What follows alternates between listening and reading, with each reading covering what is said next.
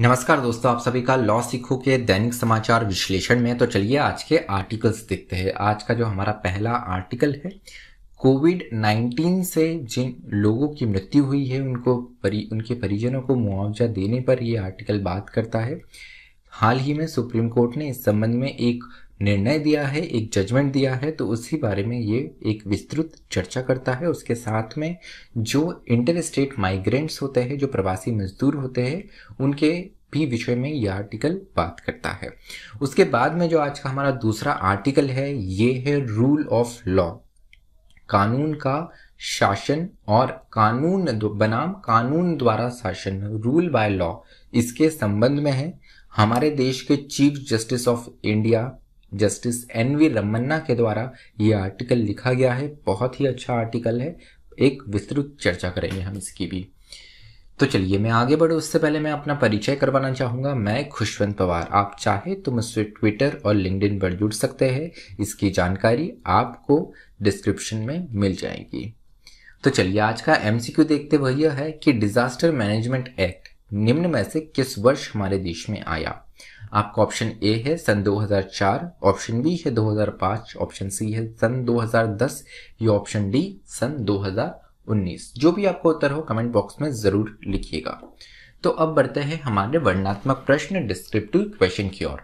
वह यह है कि रूल ऑफ लॉ और रूल बाय लॉ मतलब कानून का शासन और कानून द्वारा शासन, इन दोनों में क्या डिफरेंस है, क्या अंतर है, और हमारे संविधान की भावना अगर समझे तो इन दोनों में से क्या, उस संविधान की भावना में से क्या दोनों उसमें फिट होते हैं या उनमें से केवल एक, अगर एक तो इनमें से कौन सा संविधान की भावना को परिभाषित करता है और उसमें फिट होता है।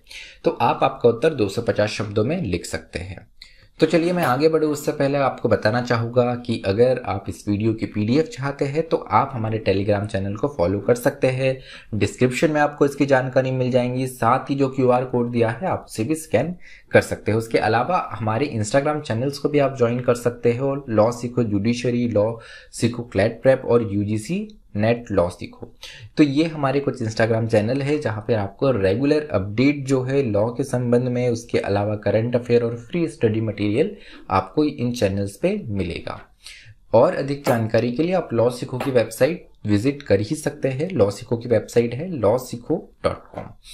चलिए पहला आर्टिकल जो है कोविड-19 की रिलीफ और कॉम्पनसेशन के बारे में है कि मुआवजा देने की बात की गई है उन लोगों के लिए जिनकी मृत्यु हो गई है। तो यहाँ पर सुप्रीम कोर्ट ने सेंट्रल गवर्नमेंट को ये कहा है कि आपको उन फैमिलीज को मुआवजा देना है जिन्होंने अपने लव्ड वन, जिन्होंने अपने परिवार के सदस्य कोविड-19 महामारी में खोए हैं। तो यहाँ पर कोर्ट ने जो ये ऑर्डर दिया है, एक लंबे बहस के बाद में, सरकार का पक्ष सुनने के बाद में और दूसरे पक्ष सुनने के बाद में ये निर्णय दिया गया। अपने आप में बहुत ही महत्वपूर्ण और कल्याणकारी जजमेंट है ये। खासकर भारत के जो नागरिक हैं उनके लिए एक बहुत वेलफेयर के जैसा ये यूज हो सकता है। काफी अच्छी बात इसमें कही गई है और काफी अच्छा एक जुडिशियल एक्टिविज्म हमको इसमें देखने को मिलता है जजमेंट में। तो कोर्ट ने क्या ऑर्डर दिया है वो देख लेते। तो यहाँ पर सबसे पहले ये जानते हैं कि सरकार क्या क्या बोलना था। सरकार का ये बोलना था, जब पिछला हियरिंग हुआ था निर्णय देने के पहले, तो यहाँ पे सरकार का कहना था कि हमारे पास में फाइनेंशियल रिसोर्सेस नहीं है, हमारे पास आर्थिक संसाधन नहीं है कि हम यहाँ पर लोगों को, उनके परिवारों को कंपनसेशन दे सके जिनकी कोविड-19 से मृत्यु हो गई है। उसके अलावा यहाँ पर सरकार ने ये बात भी कही निर्णय देने के पहले, जब और चर्चा हुई इस मामले में और बहस हुई, तो इस मामले में ये भी कहा गया सरकार की तरफ से कि अभी हमारे पास में जो खर्च है उसमें हमको प्रायोरिटाइज करना है, मतलब उन चीज़ों को प्रायोरिटाइज करना है जो कि पेंडेमिक के रिस्पॉन्स के लिए हो। पेंडेमिक अभी भी चल रहा है तो सरकार का कहना ये था कि रिसोर्सेज हमको इसके बचाव के लिए पहले अलॉकेट करने, फिर अगर कुछ बचता है तो तब हम कॉम्पनसेशन की तरफ बढ़ सकते हैं। अब यहाँ पर जो एक इनएडुक्वेसी और इनकैपेसिटी बताई गवर्नमेंट ने कि हमारे पास में आर्थिक संसाधन नहीं है, इस आर्ग्यूमेंट को पूर्णतः सुप्रीम कोर्ट के द्वारा खारिज कर दिया गया। और सुप्रीम कोर्ट ने इस मामले में कहा कि आपको कंपनसेशन, एक्स ग्रेशिया कंपनसेशन जो है वो देना है फैमिलीज को जिन्होंने कोविड-19 में अपने परिवारजनों को खोया है।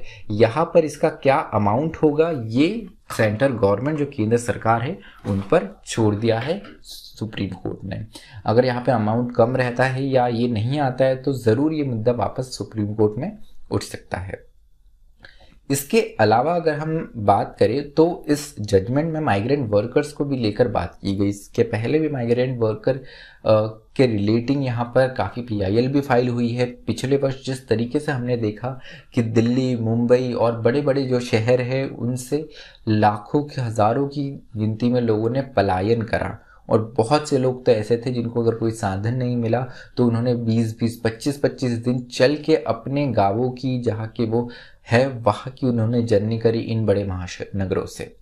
कारण ये था कि यहाँ पर सब बंद होने के कारण, और ये दिहाड़ी पे काम करते थे, रोज़ कमाते थे, रोज़ खाते थे, इनके सारे आय के स्रोत बंद हो गए और कुछ रास्ता नहीं बचा। जीवन बचाने के लिए इन्होंने अपने घर वापस लौटना ही सही समझा। इसी को देखते हुए काफ़ी जगह हमको हादसे भी देखने को मिले। जैसे एक हादसे को उदाहरण अगर दूँ तो मुंबई से जब मध्य प्रदेश के सतना कुछ माइग्रेंट वर्कर, कुछ प्रवासी मजदूर जब लौट रहे थे तो वो ट्रेन के नीचे आ गए यहाँ पर। इस प्रकार से और भी कई भयावह समाचार हमें और इंसिडेंट हमें देखने को मिले। तो यहाँ पर सुप्रीम कोर्ट ने इसी को लेकर कहा है कि पिछले वर्ष भी सुप्रीम कोर्ट ने इस मामले में कहा था कि जो अनऑर्गेनाइज्ड वर्कर्स है, जो असंगठित क्षेत्र के वर्कर है, उनके लिए आप उनका एक यहाँ पर डॉक्यूमेंट बनाने की ज़रूरत है। आपको एक सा डेटा बेस बनाने की ज़रूरत है जहाँ पे इन सारे जो इंटर स्टेट वर्कर्स है इनका रजिस्ट्रेशन हो सके, लेकिन अभी तक वो होता हुआ दिखता नहीं है। तो इसी को यहाँ पर सो मोटो प्रोसीडिंग चलाई थी सुप्रीम कोर्ट ने, और यहाँ पर कहा कि जिस तरीके से मजदूरों की हालत हुई है पिछले लॉकडाउन में, अभी भी कोई हालत उनकी ठीक नहीं है।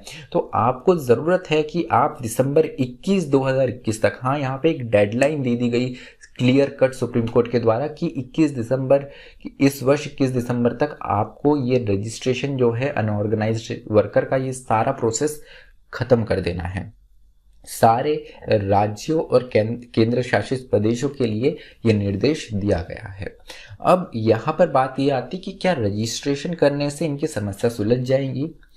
उत्तर तो है इसका कि नहीं, लेकिन हम इसको क्लियरली नहीं कह सकते, क्योंकि जब तक इनका रजिस्ट्रेशन नहीं होगा तब तक हम दूसरे स्टेप पे इनके वेलफेयर स्कीम इन तक पहुंचाने के लिए, जो सरकार द्वारा कार्यक्रम चलाए जा रहे हो वो इन तक पहुंचाने के लिए हम वो दूसरे कदम तक नहीं पहुंच सकते। तो पहला कदम है इनका रजिस्ट्रेशन होना, रजिस्ट्रेशन प्रोसेस खत्म होना। इसलिए इस जजमेंट का सिग्निफिकेंस बढ़ जाता है कि जब यहाँ पर रजिस्ट्रेशन हो पाएगा तो जो सरकार द्वारा वेलफेयर कानून है, कल्याणकारी योजनाएं हैं, जो स्कीम्स है, वो इन लोगों के फायदे के लिए पहुंच पाएंगी।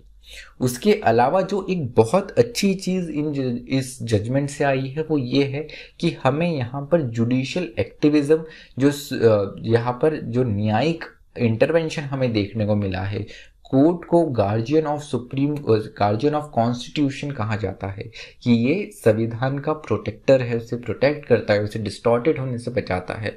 और संविधान को अगर हम देखें, संविधान की भावना को अगर हम समझें तो ये सिटीजन के वेलफेयर के लिए है। ये कॉन्स्टिट्यूशन हमें खुद को हमारे देश के जो कॉन्स्टिट्यूएंट असेंबली है उन्होंने ये देश के सारे नागरिकों को उनके अधिकारों के लिए सौंपा है।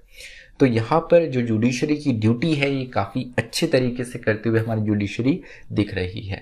तो चलिए दूसरे आर्टिकल की ओर बढ़ते हैं। बड़ा दिलचस्प आर्टिकल है ये भी। देश के चीफ जस्टिस ऑफ इंडिया, मुख्य न्यायाधीश जस्टिस NV रमन्ना जी ने ये आर्टिकल लिखा है। तो आर्टिकल का टाइटल से शुरू करते हैं हम। इसका टाइटल है rule of law versus rule by law. Rule of law मतलब कानून का शासन, और रूल बाय लॉ मतलब कानून द्वारा शासन। दोनों में क्या अंतर है हम वही जानेंगे, और यहाँ पर हम न्याय क्या होता है, क्वालिटी ऑफ जस्टिस क्या होता है, हम वो भी समझेंगे। तो rule of law versus rule by law, इसे समझने के लिए हमें लॉ को समझना जरूरी है। लॉ को माना जाता है टूल ऑफ सोशल कंट्रोल, मतलब सोसाइटी को सामाजिक स्तर पर कंट्रोल करने के लिए एक पर्टिकुलर सेट ऑफ नॉर्म्स पालन करने के लिए लॉ बनाया जाता है। पहले हम अगर देखें तो रिलीजन को ज़्यादा इंपॉर्टेंट दिया जाता था, क्योंकि रिलीजन में बहुत से नियम होते थे और ये नियम ही जो है वो सोशल कंट्रोल के काम आते थे। जैसा समय आगे बढ़ा तो रिलीजन से ज़्यादा महत्व देश को जाने लगा, देश को जो राज करता है उस पर जाने लगा और इसी के चलते हुए अलग अलग देशों में कॉन्स्टिट्यूशन बनने लगे, कानून बनने लगे। तो लॉ जो है, अगर सोशियोलॉजी की हम समाजशास्त्र की अगर हम परिभाषा में समझे तो ये means of social control, tool of social control होता है जो कि संप्रभु द्वारा दिया हुआ होता है, सॉवरेन द्वारा ये बैक्ड होता है। अभी अगर हम लॉ की बात करें तो लॉ को इस तरीके से देखा जाता है कि ये सिर्फ जस्टिस देने के लिए नहीं इस्तेमाल किया जाता है। अगर हम देखें तो डबल एज्ड स्वॉर्ड कहा गया है, दो धारी तलवार इसे कहा गया है। केवल न्याय दिलाने के लिए ही इसे इस्तेमाल नहीं किया जाता है, इसका गलत इस्तेमाल भी किया जाता है, जो कि है कि ऑपरेशन जो होता है, जो गलत चीज़ें होती है, लोगों को दबाया जाता है, उस लिए भी लॉ का इस्तेमाल किया जाता है और कहा जाता है कि इन्होंने तो लॉ का पालन नहीं करा इसलिए इन्हें ऑपरेस किया गया। या लोगों को ऑपरेस करने के लिए कानून पारित कर दिया जाता है और कहा जाता है अब तो कानून पारित है तो सभी जस्टिफाइड है। तो ये अपने आप में एक दो धारी तलवार है, तो हमें इसे दोनों तरफ से देखना ज़रूरी है कि लॉ का इस्तेमाल जिस तरीके से होता है सही काम के लिए वो तो ठीक है, लेकिन कई हद तक इसका दुरुपयोग भी हमें देखने को मिलता है। अगर हम एक रिनाउंड स्कॉलर की माने तो उनका कहना है a law can not really be classified as a law unless it imbibes within itself ideal of justice। Law को हम लॉ तब तक नहीं कह सकते, कानून को हम कानून तब तक नहीं कह सकते तब तक उसमें न्याय की बात ना हो, तब तक वो आइडियल्स ऑफ जस्टिस पर बैक्ड ना हो। मतलब अगर कोई कानून है तो उससे जस्टिस मिलनी चाहिए, उससे न्याय मिलना चाहिए, उसका गलत इस्तेमाल नहीं होना चाहिए। जिस तरीके से हमने इससे पहले वाले उदाहरण में जाना, तो रूल ऑफ लॉ की जब हम बात करते हैं, so a state that is govern by law, backed by sovereign, tempered by certain ideals और टेनेंट्स ऑफ जस्टिस। मतलब जो देश जो कानून द्वारा शासित हो, संप्रभु द्वारा बैक्ड हो, समर्पित हो, उसके अलावा जहाँ जो जस्टिस पे, जो न्याय की बातों पर आधारित हो, उसे ही हम रूल ऑफ लॉ या एक ऐसा स्टेट कह सकते हैं जो रूल ऑफ लॉ पर बेस्ड हो। तो यहाँ पे रूल ऑफ लॉ को जब हम जानते हैं तो यहाँ पे ज़रूरी है कि हमें हमारे स्ट्रगल ऑफ इंडिपेंडेंस, जो हमारी स्वतंत्रता का संग्राम है, जो संघर्ष है, वो हमें याद करना चाहिए। इस संघर्ष के बाद हमें स्वतंत्रता मिली और हमारे देश में रूल ऑफ लॉ आया, एक फ्रेमवर्क आया जो सबको, सारे लोगों को एक लॉ में मानता है, जो हमारी सरकार को भी एक लॉ में, एक सीमा में बांधता है और न्याय दिलाता है सारे नागरिकों को, न्याय की बात करता है सारे नागरिकों के लिए। यही इंडिपेंडेंस स्ट्रगल के पहले अगर हम औपनिवेशिक काल देखें, अगर कॉलोनियल एरा देखें, तो इसमें रूल बाय लॉ की बात है। मतलब यहाँ पर कानून द्वारा यहाँ पे लोगों को दबाया गया था। यहाँ पे ब्रिटिश पावर जो थी राज करने की, उसका लोगों को दबाने के लिए, राजनीतिक आवाज़ों को दबाने के लिए, हमारी स्वतंत्रता की आवाज़ों को दबाने के लिए इस्तेमाल किया गया था। यहाँ पर ये भी देखने को मिलता था कि यूरोपियन नागरिक, जो ब्रिटिश नागरिक थे, उन्हें अलग तरीके से ट्रीटमेंट किया जाता था, जो भारतीय नागरिक थे उन्हें अलग तरीके से ट्रीटमेंट किया जाता था। तो ये रूल बाय लॉ था। हमने जाना कि रूल ऑफ लॉ जो कि कानून का शासन है, रूल बाय लॉ मतलब कानून द्वारा शासन है। तो ब्रिटिशर्स ने हमारे देश में कानून द्वारा शासन किया। यहाँ पे जस्टिस, चीफ जस्टिस ने यहाँ पर 4 सिद्धांतों की बात करी है, 4 प्रिंसिपल्स की बात करी है रूल ऑफ लॉ की। इन्होंने और परिभाषित करते हुए इसे बताया है कि जो लॉ है ये ऐसा होना चाहिए जो सबको पता हो। अगर हम हमारे देश में जूरिस्प्रूडेंस, अगर हम जब भी हमारे देश की देखते हैं, जब भी हम बात करते हैं कानून की, तो यहाँ पर लॉ नहीं पता होना कभी ये एक्सक्यूज नहीं होता। आईपीसी में भी आपको ये देखने को मिलता कि मिस्टेक ऑफ फैक्ट जो है, अगर आपको फैक्ट्स नहीं पता और कुछ गलती होती है तो एक बार क्षमा कर देंगे आपको कोर्ट, लेकिन अगर आप कहते हैं हमें लॉ नहीं पता है, कानून नहीं पता है, तो उस पर आपको क्षमा नहीं किया जाएगा। तो देश के कानून जो है वो सबको पता होने चाहिए। उसके अलावा यह स्पष्ट होने चाहिए, ये सरल और स्पष्ट होने की ये भी जरूरी चीज है। दूसरी बात यह है कि इक्वालिटी बिफोर लॉ, कानून के सामने सब बराबर होना चाहिए। न्याय जो है वो सबको समान रूप से समान तरीके से मिलना चाहिए। साथ ही साथ हमारे देश में जो सबसे बड़ी असमानता देखने को मिलती है ये है जेंडर इक्वालिटी। यहाँ पे लैंगिक रूप से असमानताएं देखने को मिलती है, तो इसे भी खत्म करना बहुत जरूरी है। बड़ा ही महत्वपूर्ण बिंदु ये हमारे चीफ जस्टिस ने बताया है इस आर्टिकल में। उसके अलावा right to participate in creation and refinement of law. हम महिलाओं के अधिकार के लिए कानून बनाते हैं। हमारी विधायिका जो है, जो कि पार्लियामेंट है, स्टेट के लेजिस्लेचर्स हैं, विधानसभा, लोकसभा, राज्यसभा जो है, ये महिलाओं के लिए कानून बनाते हैं। जो यहाँ पर ऐसा तबका है जो हाशिए पे है, उनके कल्याण के लिए कानून बनाते हैं। लेकिन जो कानून बनाने वाले हैं उनमें इन हाशिए के तबके के लोग हमें दिखते ही नहीं है। तो अगर आप महिलाओं के लिए कानून बना रहे हैं तो महिलाओं द्वारा आना चाहिए, क्योंकि क्या प्रैक्टिकल डिफिकल्टीज रहती है किसी भी कानून को पालन करवाने में, क्या सही समस्या रहती है, ये तो वही वर्ग बता पाएगा जिसको वो झेलना पड़ रहा है। तो जरूरी है कि राइट टू पार्टिसिपेट, कि आपको सहभागिता का भी यहाँ पर अधिकार हो। और जो चौथा बिंदु है, जो सबसे महत्वपूर्ण बिंदु है, वो ये है कि एक स्ट्रॉन्ग इंडिपेंडेंट जुडिशरी होनी चाहिए, एक मजबूत स्वतंत्र न्यायपालिका होने की जरूरत है।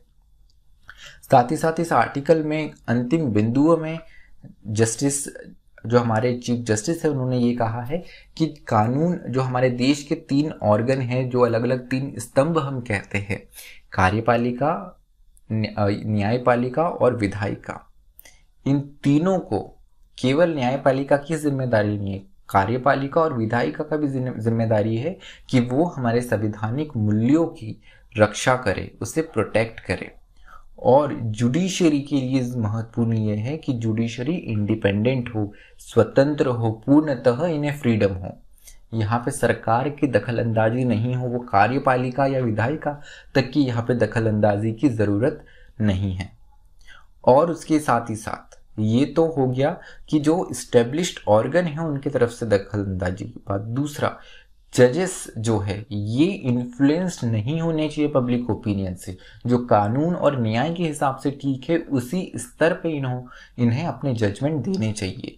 हमारे देश में आए दिन हम मीडिया ट्रायल्स देखते हैं, जिन्होंने कानून का क ख ग भी नहीं पढ़ा है वो चर्चा करने लग जाते हैं किसी भी मुद्दे पर कि नहीं ये सही है वो सही है।